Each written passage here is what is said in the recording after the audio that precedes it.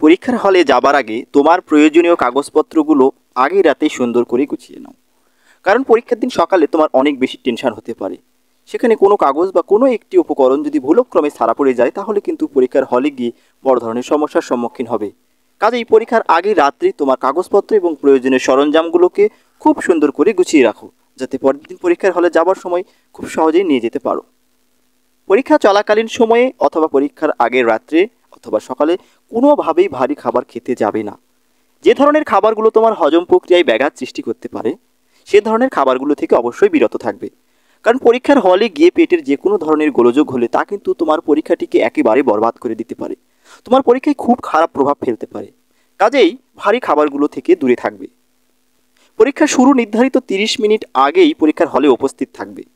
কারণ তুমি যদি পরীক্ষার হলে গিয়ে দেখো যে তুমি ছাড়া বাকি সবাই উপস্থিত হয়েছে, তুমি কিন্তু মানসিকভাবে টেনশনে পড়বে। আর এই টেনশনটি কিন্তু তোমার পুরো পরীক্ষা জুড়ে থাকতে পারে, এতে তোমার পরীক্ষা কিন্তু অনেক খারাপ হয়ে যেতে পারে। অতএব তুমি পরীক্ষা শুরুর 30 মিনিট আগেই যে কোনোভাবে কেন্দ্রে উপস্থিত হয়ে যাবে, যাতে তুমি মানসিকভাবে ফ্রি থাকতে পারো। প্রশ্নপত্র হাতে পাওয়ার পরে সুন্দর মতো প্রশ্নপত্রটি পড়ে নেবে। যে প্রশ্নগুলো তোমার কাছে সহজ সেগুলো তুমি প্রথম থেকে লেখা শুরু করবে। মনে রাখবে, কঠিন প্রশ্ন কোনোভাবেই আগে লিখতে যাবে না, এতে কিন্তু তোমার ভালোর চেয়ে মন্দ বেশি হতে পারে। তবে ধারাবাহিকভাবে লিখতে পারলে পরীক্ষক কিন্তু অনেক বেশি খুশি হন, সেক্ষেত্রে কিন্তু বেশি মার্কস পাওয়ার সম্ভাবনা থাকে। তবে তোমার ক্ষেত্রে সহজগুলোকে আগে লিখবে, এতে কোনো অসুবিধা নেই। হাতের লেখা যতটা পারো সুন্দর করো, কারণ সুন্দর হাতের লেখা তোমার মার্কসটাকে অনেক বাড়িয়ে দেবে। যদিও হাতের লেখা সুন্দর না হয়, তুমি চেষ্টা করো যতটা সুন্দর করে লেখা যায়। আর হ্যাঁ, ভুল তথ্য কোনোভাবেই পরীক্ষার খাতায় লিখবে না, কোনোভাবেই না। মনে রাখবে, যিনি খাতা দেখছেন তিনি তোমার চেয়ে একজন বয়সে বড় এবং একজন অভিজ্ঞ শিক্ষক। তার সামনে কোনোভাবেই তুমি ভুল তথ্য উপস্থাপন করতে যাবে না। খাতায় কাটাকাটি করার চেষ্টা করবে না। যদি একান্ত প্রয়োজন হয় খুব সতর্কভাবে হালকাভাবে কেটে দিবে। অতিরিক্ত কাটাকাটি করতে গিয়ে খাতাটাকে একদম বিশ্রী করে ফেলবে না, এতে কিন্তু পরীক্ষকের মনের উপরে খারাপ প্রভাব পড়বে।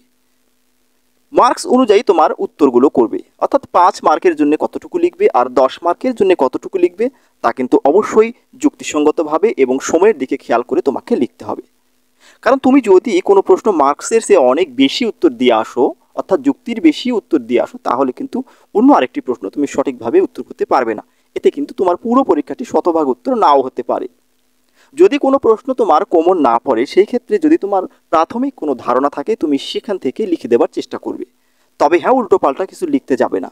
মনে রাখবে, বেশি করে আংশিক উত্তর লেখার চেয়ে অল্প অল্প করে 100% উত্তর করা অনেক বেশি ভালো। এতে তোমার টোটাল মার্কস কিন্তু অনেক বেড়ে যাবে। তোমার পরীক্ষার হলে যাবার আগে অবশ্যই এই বিষয়গুলো সতর্কভাবে খেয়াল করে খুব মনোযোগ সহকারে প্রস্তুত নিয়ে তারপর হলে যাবে।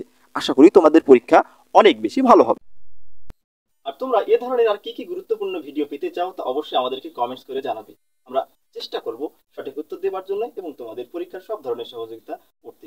সবাইকে